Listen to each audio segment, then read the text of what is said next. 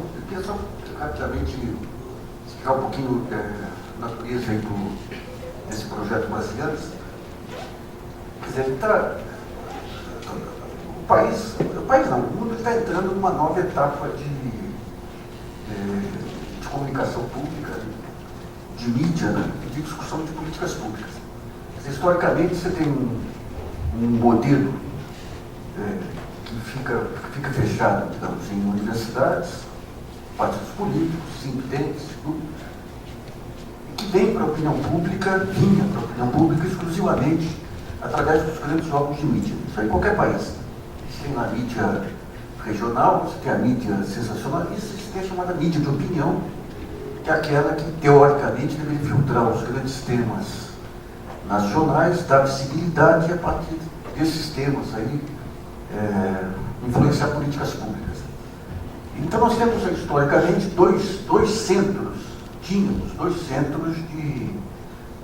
buscavam, ou que tentavam, que diziam representar a opinião pública. Né? O parlamento, aí, com os partidos políticos, deputados, senadores, falando em nome da sociedade civil, dos eleitores, e no outro, a mídia. E você tem um embate histórico entre os dois campos, especialmente no Brasil, a partir da redemocratização. Quem é que falava mais, quem é que tinha mais legitimidade para falar em nome da sociedade civil, em nome da opinião pública. Com a redemocratização, o avanço aí das organizações sociais, as organizações sociais passam a substituir os políticos como, digamos, as vozes mais legítimas para cada tema. Então, você tem hoje ONGs aí sobre direitos humanos, sobre as associações empresariais, ONGs sobre ambientalismo, sobre pequena empresa, e tudo com mais legitimidade do que o parlamentar individualmente.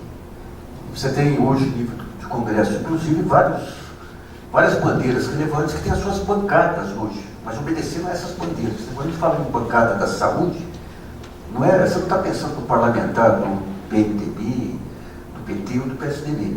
Já tem uma vida própria que garante uma continuidade, tem garantido uma continuidade ao longo aí de diversos governos. Né? Quando a gente fala em pequena e microempresa, desde lá dos anos 90, você tem uma direção que não vem do parlamento, vem de fora, e a partir dessa direção e dessa orientação, você tem uma continuidade independentemente de grupos políticos e tudo. O segundo plano, que é o da comunicação pública, nós tivemos, a partir da democratização, um problema complicado, digamos, de identificação das grandes políticas públicas, aí, porque os jornais, após a campanha do impeachment lá do Collor, lá atrás, eles optaram por uma linha que, digamos, deixou de haver aquela nitidez entre o sensacionalismo, digamos, o marketing da notícia e a notícia de fundo, né, e os grandes temas de políticas públicas. Então, quando você pega outros países, você tem lá o jornalismo sensacionalista, Inglaterra típica também, Estados Unidos. Você tem o jornalismo regional, o sensacionalista, e você tem o jornalismo de opinião, que ele tem algumas características. Né? Ele é sóbrio, ele tem que trabalhar o conceito de relevância. Por aqui se optou, a partir de um certo momento, por uma, que a gente fala, dramaturgia da notícia. Então tem um tema qualquer, eu dou o mesmo tratamento que eu dou para um roteiro de televisão, de uma novela. Quer dizer, o que interessa ao leitor? Interessa explorar um conjunto de aspectos que são comuns a todos os leitores, ou digamos, ao baixo clero. Né? O que são esses aspectos? O conflito, a intriga, a escandalização. E com isso você deixou para segundo plano um tema dos mais relevantes, que é a discussão dos grandes temas de políticas públicas. Então, e por outro lado, os próprios partidos políticos, aqui nós não temos partidos políticos programáticos. Os partidos políticos aqui, em geral, chega o período eleitoral, exploram, digamos, temas que possam ter repercussão junto ao eleitorado, e tendo repercussão junto ao eleitorado, se é relevante ou não. Nós estamos passando agora um período aí para a discussão da chamada educação inclusiva, que é um tema dos mais relevantes, né? Que é você universalizar o atendimento das crianças com deficiência, com toda a sua deficiência, nas escolas.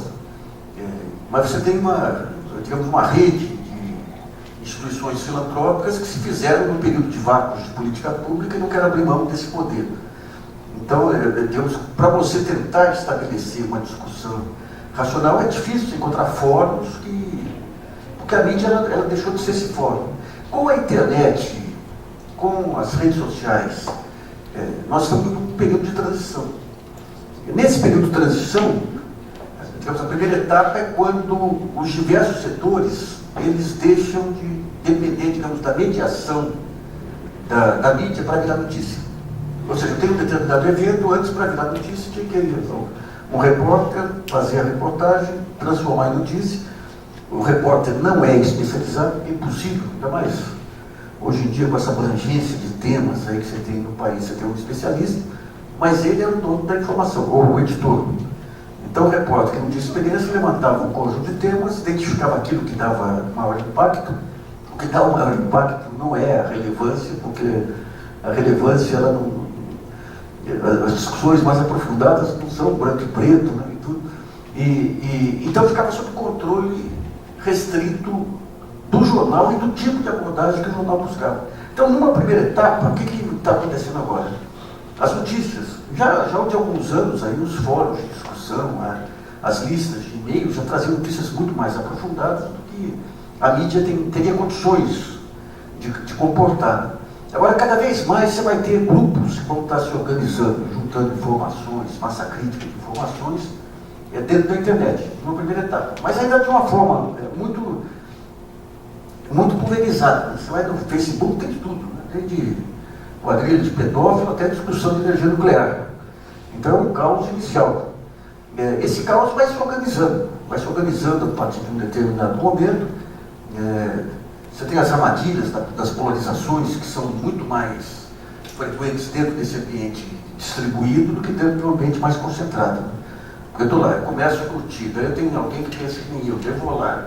Daí é como se tivesse mini assembleias, né, onde as vozes mais radicais acabam se impondo no grito. Então eu pego lá um argumento radical, eu trago para cá, faço uma discussão, e daí você cria tribos de radicalização que também, digamos, é um subproduto, não digo desejado, mas é um subproduto que não é positivo das redes sociais. Mas você vai ter cada vez mais os grupos especializados expondo os seus trabalhos, organizando as suas discussões e ampliando as discussões para os diversos ambientes, eu não digo especializados, mas aqueles ambientes dos leitores ou dos internautas hoje, formadores de opinião, aqueles que querem, efetivamente, que influenciam as suas regiões, influenciam os seus grupos. A nossa ideia com esse seminário é levantar esse conjunto de informações. Nós estamos gravando o seminário, então todas as palestras e apresentações vão estar disponibilizadas, e a partir desse conteúdo, nós estamos junto com o jornal GGN também tentando ampliar para criar grupos de discussão que vão aprofundando os temas. O papel do jornal não é ser dono da informação mais, é identificar os grupos de competência, identificar os discursos de conteúdo, promover as discussões, não ser dono da verdade, da informação, que nem hoje está dando visibilidade para os temas que são esses temas relevantes. É bom lembrar que nesses 20 anos, apesar de toda essa falta de projeto político de partidos, do fato da mídia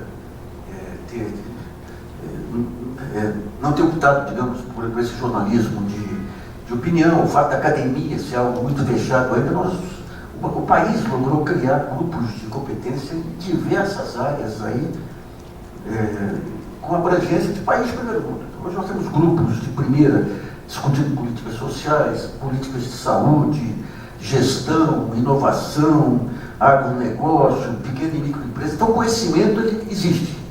O grande desafio é como estruturar e disseminar de uma forma multidisciplinar. Então são esses, digamos, os pontos iniciais aí para a gente abrir esse seminário sobre tecnologia de informação e comunicação. Eu queria convidar primeiro o João Marinho de Oliveira, que é pesquisador do IPEA, um dos responsáveis pelo estudo Panorama da Economia Criativa do Brasil, para a sua apresentação.